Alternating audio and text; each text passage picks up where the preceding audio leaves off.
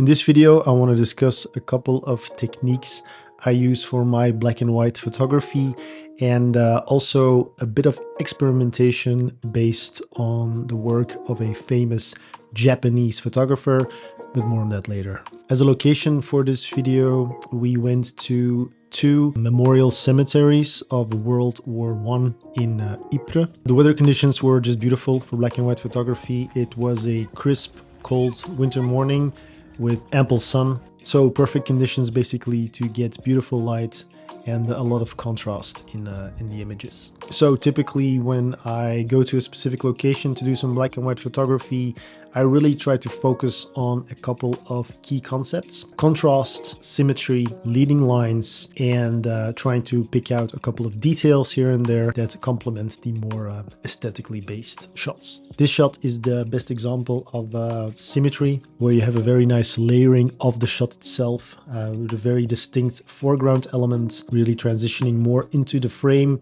and having a very stark contrasty background with the dark trees to really balance out the image.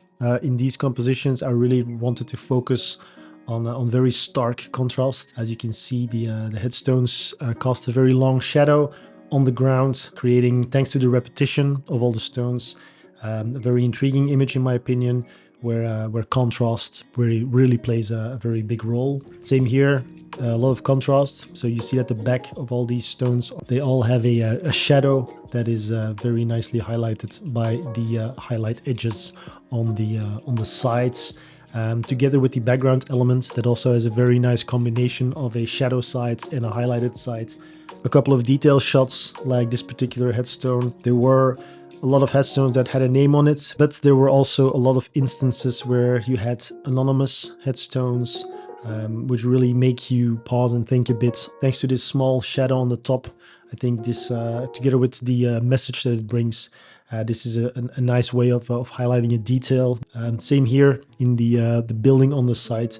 There was this very nice highlight formed within the building itself, creating this small leading line to this small human element, resembling the fact that people still think about it, still care, and leave these small crosses of remembrance on the site itself. Same here. Here I wanted to use a bit of the curving leading lines together with all the natural contrast in the image. You can also see here that there was a very dark sky at that moment in time. So you had this combination of very cloudy dark skies, but small brief moments when the sun would peek out, creating this very stark contrast in the image, which of course is a beautiful technique for black and white.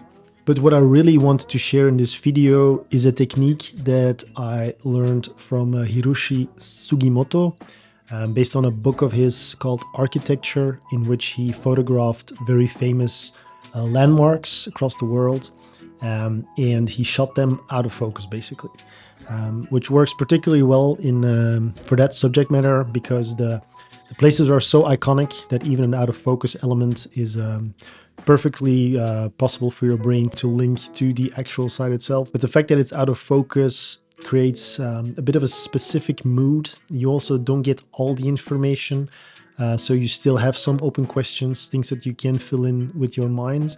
And that was basically what I was going for on this location as well.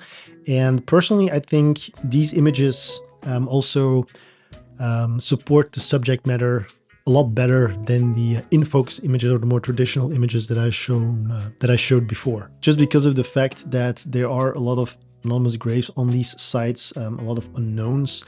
I think by shooting these things out of focus gives you that extra motivation to stand still a little bit more and think about it. You don't get all the information right away, and this out of focus, it's a bit of a softer look.